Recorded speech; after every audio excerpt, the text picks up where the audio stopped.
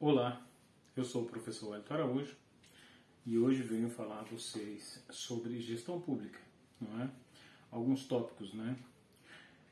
Por que fazer gestão pública? Para que fazer gestão pública?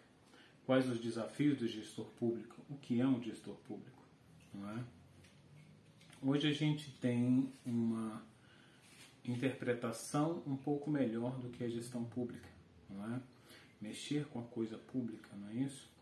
E hoje, dentro desse cronograma de coisa pública, eu venho a vocês esclarecer um pouquinho o que faz o gestor público, né?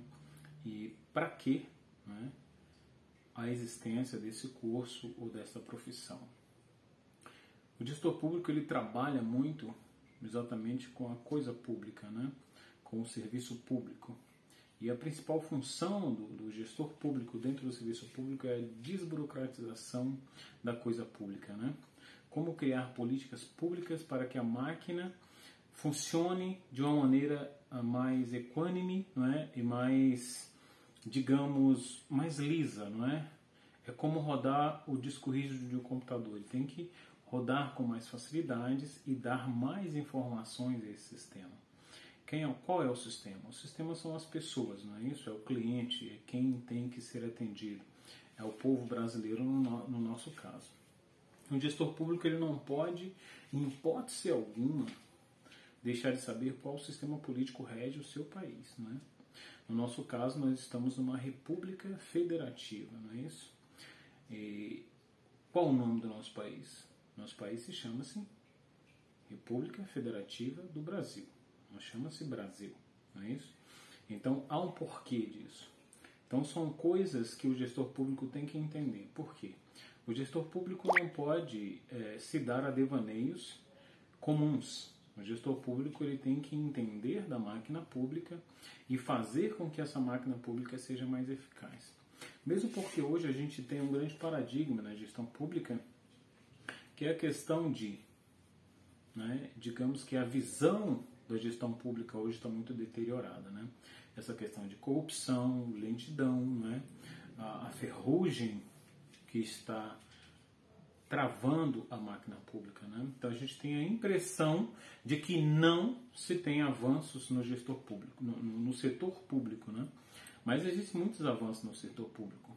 E o gestor público hoje, alguns gestores públicos que têm uma expertise maior, descobriram que o grande caminho é a questão dos prêmios, né? A premiação para as inovações do gestor, na gestão pública, né? Quando temos, né, na gestão pública a falta de dinheiro, temos que incluir nessa falta de dinheiro a criatividade, não é? E como inserir essa criatividade? É exatamente isso, formando gestores, escolas de governo, escolas de gestão, não é isso? Novas formas de gerir a máquina pública, não é? Nós temos aí formas, né, de lidar com o sistema governamental ao qual você pertence. A gente pertence a uma tripartite, né? A gente pertence a um governo que é democrático. Nós temos 3 poderes e nós temos os checks and balances, né? E são coisas que vocês vão aprender durante o curso. Então, poderes equivalentes, né?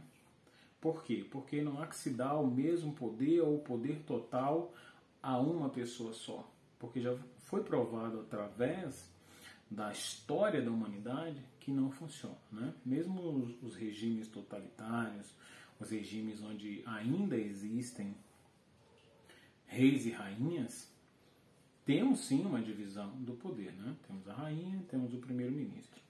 No Brasil a gente tem o sistema presidencialista, não é isso?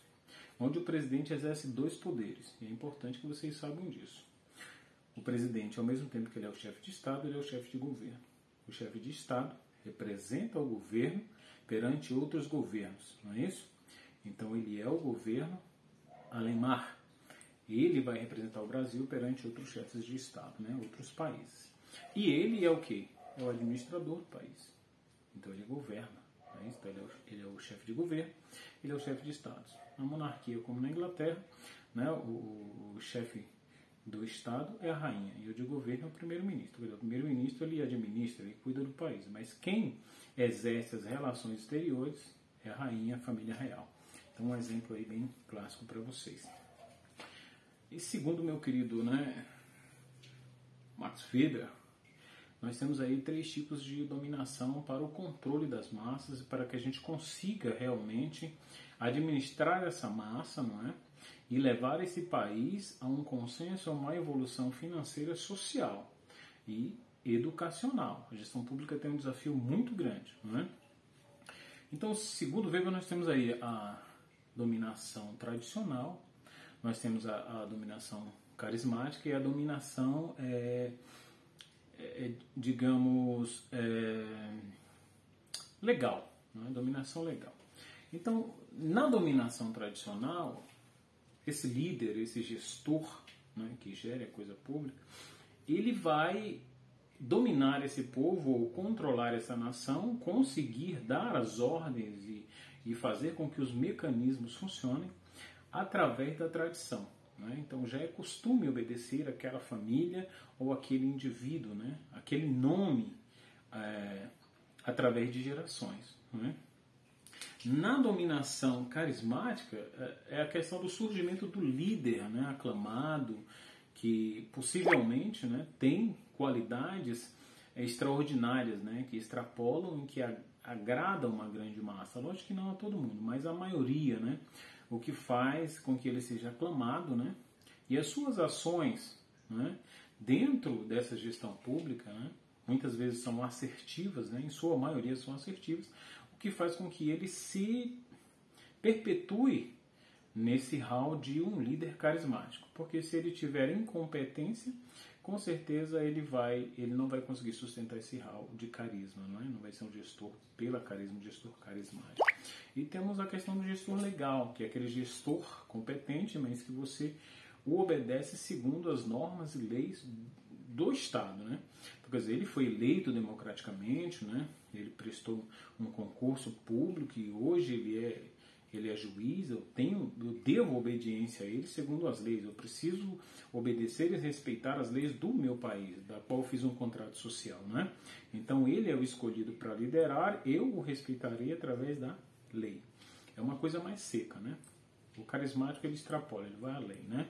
O tradicional, né, é aquela questão de geração para geração, como eu falei para vocês. Então hoje o grande desafio da gestão pública é como destravar o quê? A questão da lentidão da máquina pública. O gestor público ele tem que ter essa expertise, não é? Ter essa questão de quê?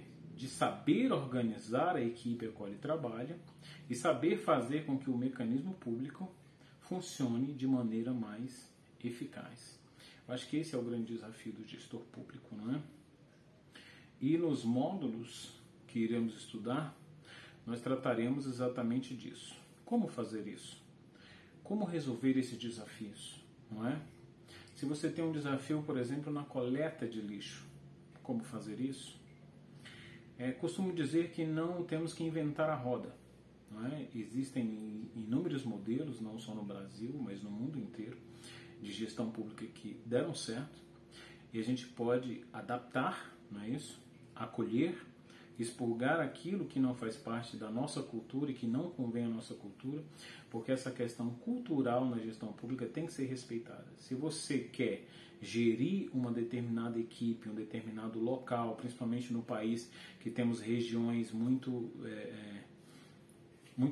peculiares, né, e com culturas diferentes, vamos supor que você é de Brasília, vai para o Paraná, né, ou vai para o Rio Grande do Sul, né, gerir, foi convidado por um prefeito, por um governador, para poder fazer essa questão da desburocratização e ajudá-lo nessa questão da gestão pública. Você tem que respeitar a cultura daquelas pessoas, é um pouco diferente da sua. Somos todos brasileiros, mas nós temos peculiaridades nas nossas regiões, não é isso? Então, nesse curso, aprenderemos isso.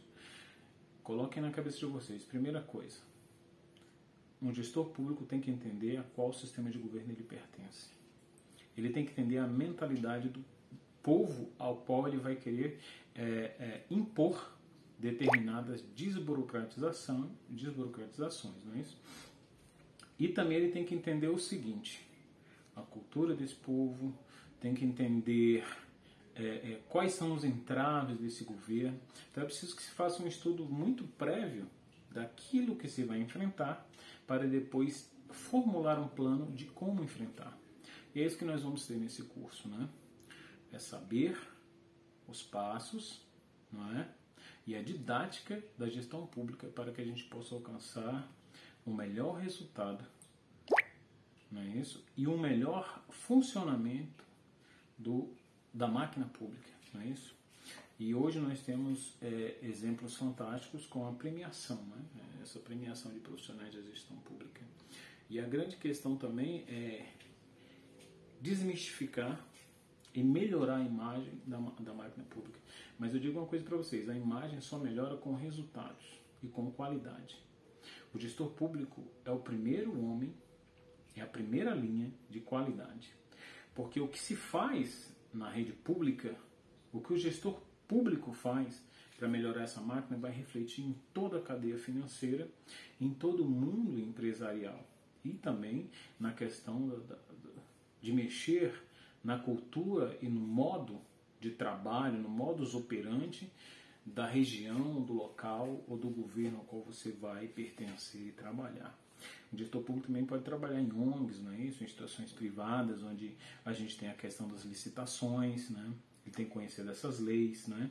Para ajudar essas empresas a poder vencer essas licitações, participar dessas licitações. O mundo da gestão pública é um mundo muito burocrático, né? E esse mundo burocrático a gente tem que saber vencer, driblar e melhorar.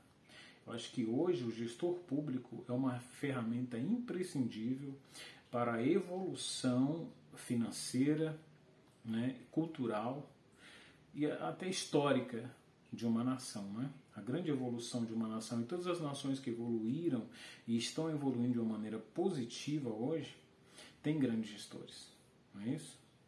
Obrigado a todos vocês, fiquem com Deus e até a próxima aula, onde a gente começará os módulos de fato e espero contar com a presença de todos vocês. Eu sou o professor Elton Araújo, fiquem com Deus.